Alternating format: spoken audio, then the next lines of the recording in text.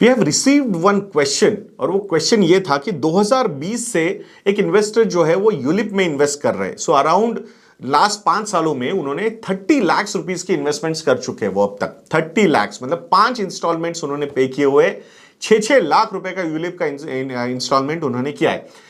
The best part was कि भाई falling market था, मार्केट गिरा हुआ था, उसके बाद मार्केट बहुत भागा है।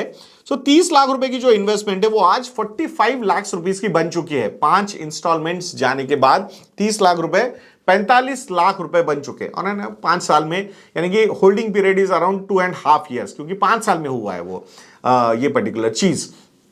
सो अब क्या करना चाहिए? अब उनको 5 साल तो हो गए कंप्लीट, पैसा भी वो निकाल सकते हैं। सो अब उन्होंने क्या करना चाहिए, ऐसा उन्होंने एक क्वेश्चन पूछा था। सो अब बहुत सारे लोग जो बोल रहे हैं कि अरे अच्छा है, यूलिप है, तुम्हें टैक्स नहीं लगेगा, उस पर आपको कवर था, वो सारी चीजें हैं, तो अगर आप निकालोगे तो उस पर कोई टैक्सेशन भी, मतलब 15 लाख रुपए का जो पैसा है, 30 लाख के ऊपर 15 लाख रुपए, तो उस पर आपको टैक्स नहीं लगेगा। These are tax free returns, तो इट्स गुड। सो अगर मैं CAGR टर्म्स में भी बात करता हूं तो 15-16% का रिटर्न भी आया हुआ है। सो अगर ये सिर्फ इतना ही सिनारियो मैं आप लोगों के सामने रखता हूं तो आप बोलोगे यार अच्छी बात है ना, क्या बुरा है इसमें, क्या रिटर्न आए वो बुरा क्या है? एक चीज समझनी होगी कि ये जो लास्ट 5 साल थे ना, ये फिनोमिनल थे।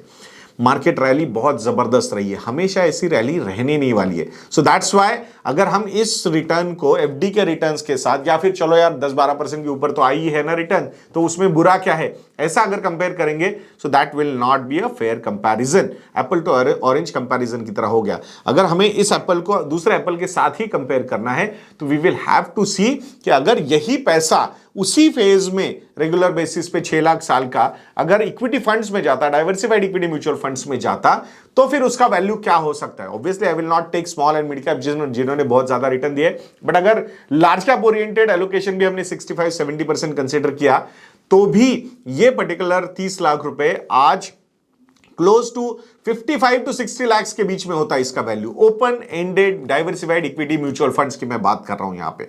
सो भले उनको लग रहा है कि 30 का 45 लाख रुपए हुआ है तो इट्स अ गुड थिंग ना, कि रिटर्न्स तो आए, अच्छे रिटर्न्स आए, टैक्स फ्री आए। सो अगर मैं वही चीज अगर इधर म्यूचुअल फंड्स में बात करता हूं, सो 30 लाख का अगर 55 से 60 लाख हुआ है तो 25-30 लाख का कैपिटल गेन्स भी अगर हम यहां पे कंसीडर करते हैं और उस पर भी 12.5% का टैक्स अगर हम भरते हैं तो भी अराउंड 3-1 लाख रुपए का टैक्स भरना पड़ेगा। बट फिर भी post tax the number would be at least 7 to 10 lakh rupees more compare to the value of ULIP. तो ये चीज समझना बहुत ज्यादा जरूरी है। इन्वेस्टमेंट और रिस्क मैनेजमेंट को मिक्स मत कीजिए। इन्वेस्टमेंट का ऑब्जेक्टिव है to give you returns, insurance का ऑब्जेक्टिव है to give you risk cover. दोनों चीजें अगर हम मिक्स कर देंगे, ना अच्छी तरीके से रिटर्न्स आएंगे, ना अच्छी तरीके से हम वहां पे अपनी रिस्क कवर कर पाएंगे। इससे अच्छा have pure equity mutual funds and have pure risk management के लिए प्योर टर्म प्लान। तो आई थिंक वो कॉस्ट बहुत कम पड़ेगी और कवर भी काफी ज्यादा वहां पे मिल सकता है। So that's why the solution over here, अगर 5 साल कंप्लीट हो चुके हैं, the money is liquid for you, it's better to restructure. और इक्विटी ही एसेट क्लास है, वो यूलिप में भी इक्विटी फंड्स थे, तो उनको normal diversified equity mutual funds में एलोकेट कीजिए एंड किसी फाइनेंशियल गोल को उससे लिंक कीजिए and stay invested. And if possible regular basis पे आपके पास सेविंग्स अवेलेबल है, सरप्लस अवेलेबल है, तो उन सेविंग्स को, उस सरप्लस को इन्वेस्टमेंट में आपको कन्वर्ट करते जाना है एंड लॉन्ग टर्म में आपके फाइनेंशियल गोल्स को अचीव करना है। So right comparison is also very important when we are actually looking at these kind of case studies. अगर आपको भी आपकी डिटेल्ड फाइनेंशियल प्लानिंग करवानी है या फिर 1-on-1 सेशंस बुक करने हैं, यू कैन कॉन्टैक्ट अस। और contact details are available on the screen. Email IDs भी स्क्रीन पे आपको नजर आ रहे होंगे, आप हमें ईमेल भी लिख सकते हो आपके case studies. Will be more than happy to cover them in our next videos. और अगर और वन और डिटेल डिस्कशंस करने, you can book this sessions also. तो नेक्स्ट वीडियो तक के लिए मुझे आज्ञा दीजिए दोस्तों। जय हिंद।